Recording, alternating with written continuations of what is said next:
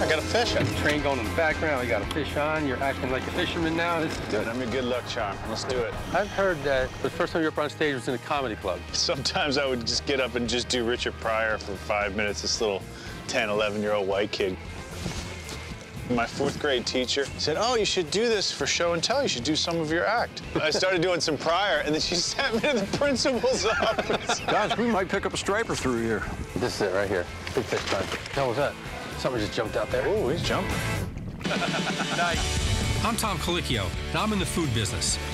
From restaurants to reality TV. My true passion is fishing. No matter the size of the catch, I always love a good fight. And on my show, we've always got something or someone on the hook. This is Hooked Up.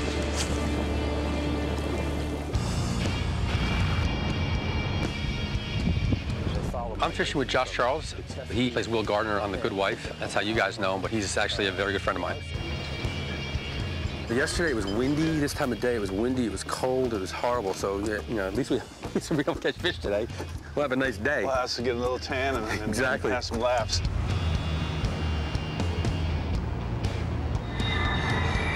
He's from Maryland, so this is perfect. We actually stayed in Baltimore last night and drove up here this morning. So he's the home team. So we have to have some luck here. This area is actually legendary because you get these big females that come here to spawn in fresh water during this time of the year. So you can get a 40-pound striped bass in 2 feet of water. That's a big fish. Yeah, well, we call them rockfish here in Maryland. I just want to get this straight. I know. We're right here in his backyard, so we're going to get some fish today. We're right at the intersection of the Susquehanna River and the Chesapeake Bay. And this area is called the Susquehanna Flats. The rockfish is Maryland state fish. Most of the spawning of the rockfish on the eastern coast takes place just around this area. The coastal migrant fish are the bigger fish, the larger fish. We've caught them out here up to 60, 65 pounds. And in shallow water, it's very exciting. Let's do it. Let's get some fish. Let's get out Hey, there. Cap. Gentlemen, good morning. How are you? Tom. I'm Captain Mike. Captain Mike. Josh, nice to meet you. Welcome aboard. Thank you. Sir. Aboard. Typically, this time of year, right here, it's gangbusters. It's just easy. It's easy. Let's get the skunk out of the boat. Yesterday was nada, huh? Yesterday was not a great day. All right, I'm your good luck charm. Let's do it.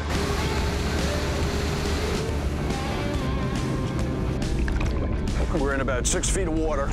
A school of smaller stripers moved in late yesterday afternoon. He said he'll come right up to the boat, huh? Yep.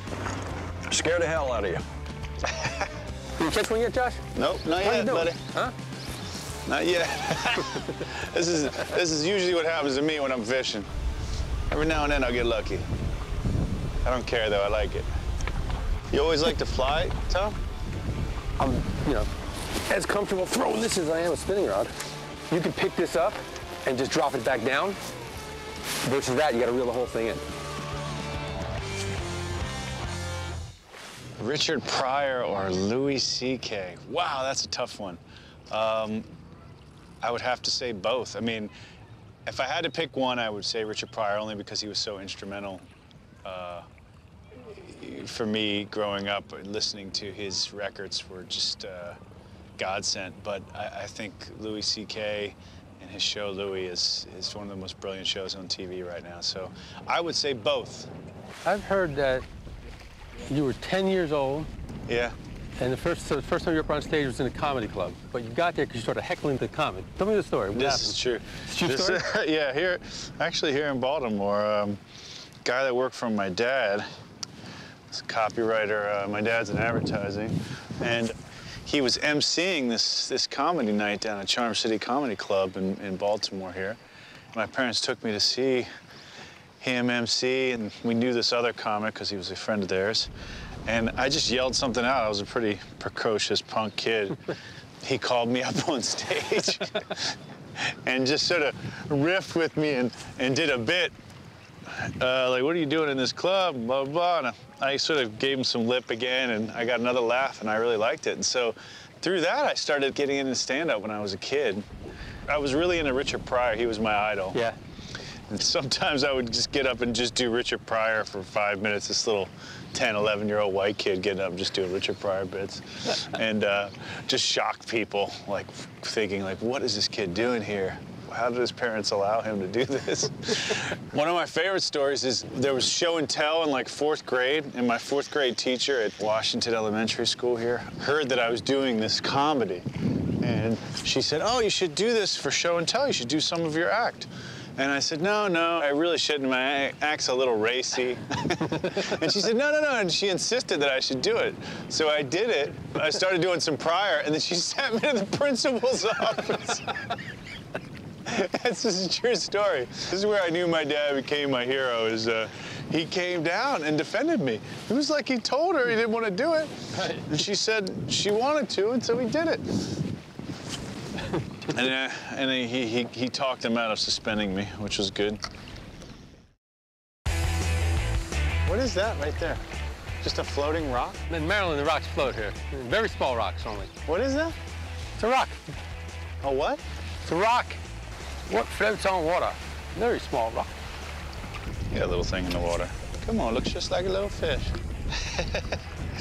Come on, little fishies. Or big fishies. I don't want a small one, I want a dumb one. What? I just want a dumb one. I don't want a smart fish. I'm with you, man. I want some dumb fish. What did you catch on this yesterday? A rockfish. Nice. Bass. Nice. Yeah, it was about a little over 20 pounds. Unfortunately, he was the only one in here. That was it, huh? Come on now. Come on. Don't you like my little bling? Thing looks so pretty in the water. If I was a fish, I wouldn't be able to resist it. Tom, you know, if we don't catch any fish today, I'm lying when I get back to New York. I'm gonna tell Sophie we caught fish. You can lie. Yeah. Although she's gonna ask for pictures. I'm just gonna say that camera wasn't working.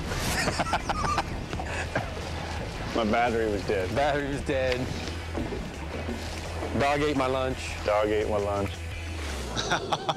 Johnny Unitas or Joe Flacco? You're asking some really hard ones as a Baltimore boy. Again, I'm gonna have to say both. I don't have a preference of those two. Johnny Unitas is, you know, one of the greatest of all times, an iconic figure in Baltimore sort of lore and history. But Joe Flacco is the quarterback right now and the quarterback for the future, and he just took us to win the Super Bowl in New Orleans. So both are amazing. Right now, I'm gonna go with Flacco. How you feeling about the Ravens pick? I like it. Like it? Yeah. Matt Elam, safety out of Florida.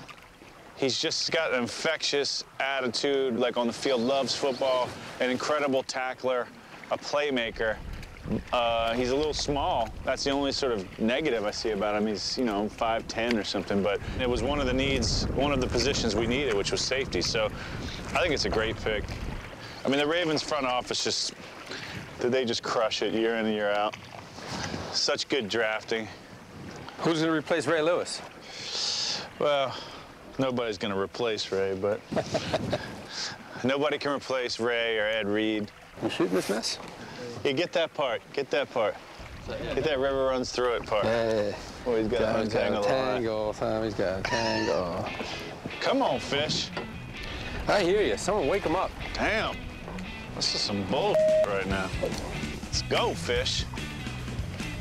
What happened? No, I'm just saying, let's go. It's my fish cheer. Hopefully they hear me. They usually don't. Doing everything the captain said to them, varying the speeds of it a little bit. See if they like a little bit of shiny, and then they... Josh, it ain't you. It's not me. It ain't you. No, don't tell him that. Don't tell him that, because I'm going to blame it on him. I'll tell you what, man. Not catching fish is tiring. Isn't it? Oh. Like this is it right here. Big fish time. Come on, fish. Come on now. Man, you're looking sharp, dude. I'm doing like my best stuff here. Twitch, twitch, twitch, twitch, long strip, short, short, short, short, short, long, short, short, long, long. You know, my best stuff, my best work. All your moves? They're laughing at me. Gentlemen, let's go upriver. Sounds like a plan. Sounds like a plan to me. This time of year, there's another species of fish that is also a coastal migrant fish, and that's the shad. We're gonna go upriver And hopefully we can find a big school of shad that we can anchor just above, and that's the classic technique for shad fishing on the Susquehanna. Stage or screen? I would say stage. The adrenaline of performing live is second to none. How did you get cast in Hairspray from there? That was the first Yeah, that was the film, first right? thing I ever did. I mean, I met John here once or twice in Baltimore, John Waters. Sure. But I was actually, that summer, living up in New York, and I auditioned for it in New York, funny enough, and I just got it. That was a great time. Theater was more your first love, I guess, then. Well, it still is. I mean, yeah, I mean, when I was a kid, just doing plays, and, you know, they say, like, film is really a director's medium. Television has become this, is really, at this point, a real, you know, writer's medium. Yeah. And the writers are the producers and sort of control everything. In the theater, it's really... Still an actor's medium? I think so. What I mean by that is just, you know, you control your own performance. You lock it in, but it grows and evolves, and each night it's a different thing, and you don't have people editing it and changing it. Well, and, it's also ever-changing. It doesn't... Yeah, it's a living, breathing thing.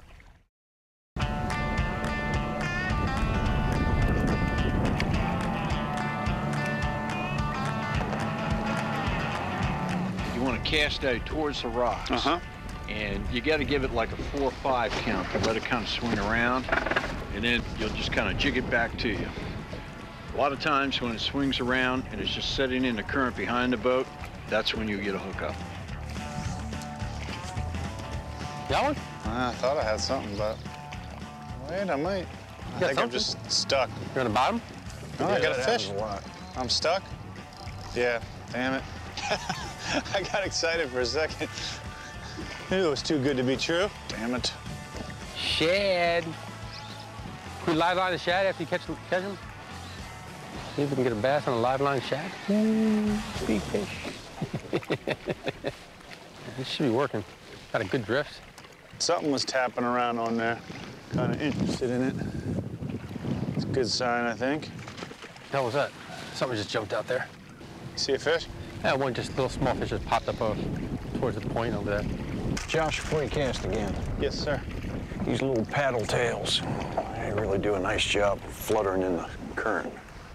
You get stuck there? Yeah, I'm on the bottom.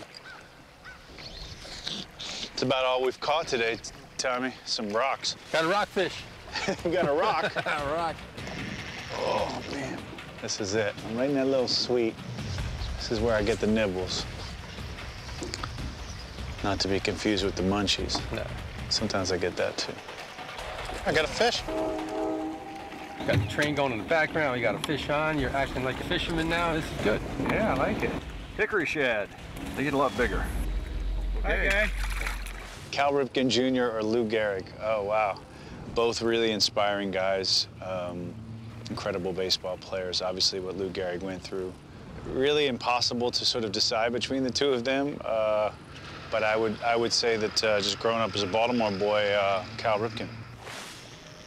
At what point did you get cast in the next film that you did? With Dead Poets? Dead Poets, yeah. There we go. It was about a year or so later. And then so I was cast in the movie and set to go down. We were going to shoot it down in Georgia.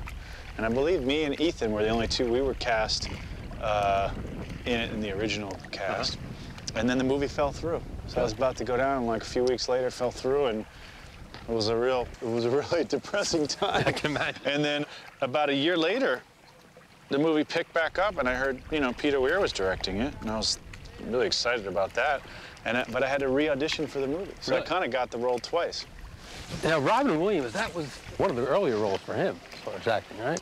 He had done some films at that time. He'd been doing a few films. Yeah, a few, not... But that was like, I think that was, you know, part of, it was definitely him doing a little bit more of a dramatic turn. Right, right. It's become sort of a, you know, modern-day classic. When you were doing the film, did you get a sense that it was going to be that important? Well, I mean, the script was great. You know, Tom Schulman wrote a really great script. And that won for best screenplay? What did it won for best screenplay. Best screenplay, right. Yeah, best screenplay. Yeah. But I tell you what was interesting about that is you had the idea that it was going to be something special because the films that Peter Weir had made, you know, everyone was a fan of. He's such a great director. But one of the things I thought was, maybe a lot of people don't know about, I mean, I know Tom's talked about it in the press, Tom Schulman who wrote it, was that in the original script, at the end of the film, you found out that Robin's character, Keating, had cancer. And that was kind of why he sees the day, and all this, and Carpe Diem. And apparently Peter Weir, when he took on the project, told, you know, Tom Schulman that he wanted to cut that. Like, he just didn't feel like it was necessary. And I remember, or from what I've heard, is that, you know, Tom was at first thought it was a horrible idea and it was going to be terrible, but then and now he just thanks the stars that he listened to him. Because it's one of those things where, you know, if you imagine it now and you go back and you look at the movie, it's like there's a lot that happens in the movie, and then at the end you're going to say, oh, the reason that he is this way is because he has cancer, as opposed to just being the way he views life. Right. So I think it was just one of those things where you didn't need to explain why he is the way he is. He just was that way, and that was more interesting. Oh, there we go. Nice. Coming behind you there, Tom. Oh, he's jumping. Looks like my same guy. Beautiful colors. Brother. A little bigger? Open the bail. Both times they hit the dropper, huh? This one hit the head fly. He hit on that one. He did, huh? Yep, took the curly tail off. He did. Gotta eat something. Gotta eat that curly tail. I like a little curly tail. I like a little curly tail every now and then. All right, go back home. Tell your friends that we're good people. Come visit. Guys, we might pick up a striper through here. I mean, they're in here chasing herring, so that's going to be a good thing to throw. Okay. Yeah, wouldn't it be nice if we could pick up a 20 or 30 pounder in here? Decent fish over there. Where? Right there, bubble right there. Straight ahead there. See the bubble? Fish come up over there and sound like a bigger fish. Laugh track or live audience? Live audience, no question, hands down.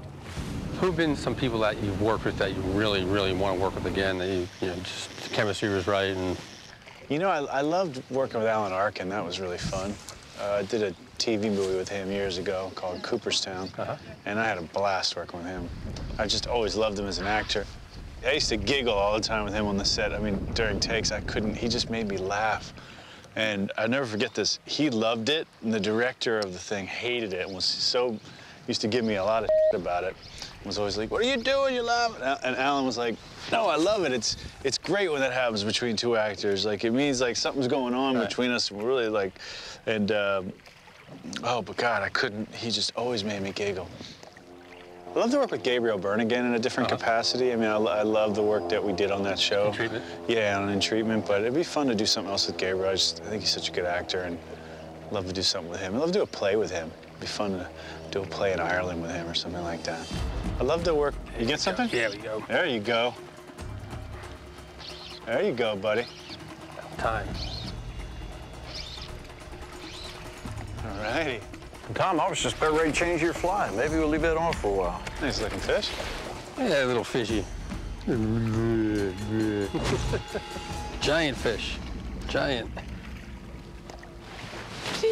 Hi, fishy. IPA or stout? I'm gonna say stout, as I'm a big Guinness fan, so stout. You just re-upped for Good Wife? Yeah. This past season, you started directing. You directed a few episodes? Yeah, I did one this season. I'm gonna do 2 more next season. Okay. Is that something that you've always wanted to do? And it is, actually. I mean, it sounds a bit cliche, but it is something I've always wanted to do. And I'd really like to direct a film. And this is just a great experience, you know, having your first time to direct amongst pretty much my family, which is what the Good Wife crew and cast feels like, because we've been working together so long. It was a great experience directing an episode last year, and I'm going to do 2 more next year, so I'm looking forward to it. So you were very supportive of Governor O'Malley's stance on marriage equality. Mm-hmm. In fact, you hosted a party for him in New York. Yes. And it passed? It did. I think that's the great thing, is we're seeing such a paradigm shift of just how people view it, and I think some of that stuff just takes time. And what's great about what Governor O'Malley did is I think just took a stance, and now you're seeing it like domino effect is happening in many different states across the country. I think he's really taken a stand on some of these big issues. The death penalty, you know, they had that repealed here in Maryland. Gun control. He'd be a great candidate as president. He'd be a great candidate on someone's ticket. I'd be interested to see what happens. I got a buddy of mine who worked with me for about 16, 17 years, who recently moved down to Maryland. He's a chef at a restaurant called Heavy Seas. Yeah. So I think we're gonna go see him and that sounds great. Get a little something to eat. And yeah, I passed by it a few times, and I'm looking forward to checking it out. Another tough day. We did catch some shad, no stripers, but we had a great time. Great conversation. As a friend, I don't ask questions about his career and stuff. And so it gave me an excuse to actually delve a little deeper into his career and get to know him that way a little bit. So it was actually a fun time on the water. That was a terrible day fishing, man. Terrible. Is this how the fishing is in Maryland? Not at all. You know, it's like fishing anywhere. You know, some days are better than others. Today the sea won. It did. Now it's going to be really interesting to see Matt's crab cake, because growing up in Maryland, being a crab person, I'm a bit of a crab cake snob. So I go to places in New York that call themselves crab cakes, and there's too much filler. So to me, what makes a really good crab cake is there's not a lot of filler. No filling, yeah. And it's a lot of lump crab meat. Lump's good. All right, guys. Wow. We got a crab cake with fried green tomato, jalapeno bacon. This is our wild striped bass, or rockfish, as they like to call it. Well, it's a good thing we're going to see some fish, because we haven't seen fish in 2 days, so nice. Okay. I'm loving it. Sounds good. Thanks, man. So you can handle all that? I can handle this and more. This is a Maryland crab cake?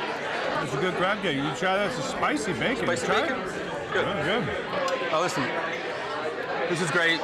Fun time. Good times. Thanks, brother. Let's do it again soon. I hope so. Cool. 2 days later, I was in New York, and I took my buddy Josh Charles out and landed 2 nice fish right outside Coney Island. At least we got some fish the second trip. Hey, this is Anthony Anderson. I'm getting totally hooked up in Montauk, New York with Tom Colicchio. Hit the subscribe button. Just like that. Hit it. Hit it. Hooked up. You get to see all of his adventures on the Reserve channel. Pharrell Williams here. Hi, I'm Joy Bryant, I'm Richard Pryor, I'm Tom Colicchio. I'm Dr. Frank Lipman, the host of On the Table, the host of Across the Board, Host of ARTST Talk. Host of Hooked Up. host of the show Be Well Week, Be Well Weekend on the Reserve channel. It's only on Reserve. Did you know that you can follow my show on social media sites like Facebook? Follow us on Twitter. If you're a fan of my show, hit the like button. All of the above. Share me with your friends. Treat yourself. Check out a new episode of my show, Hooked Up. And if you want to leave comments, feedbacks, ideas, whatever, love to hear from you. Leave a comment. And if you don't want to miss the show, be sure to subscribe. The one that's like down here, or is it here? Somewhere down here. thanks for watching the Reserve channel. Only on YouTube. Throw caution to the wind and ask yourself what rules.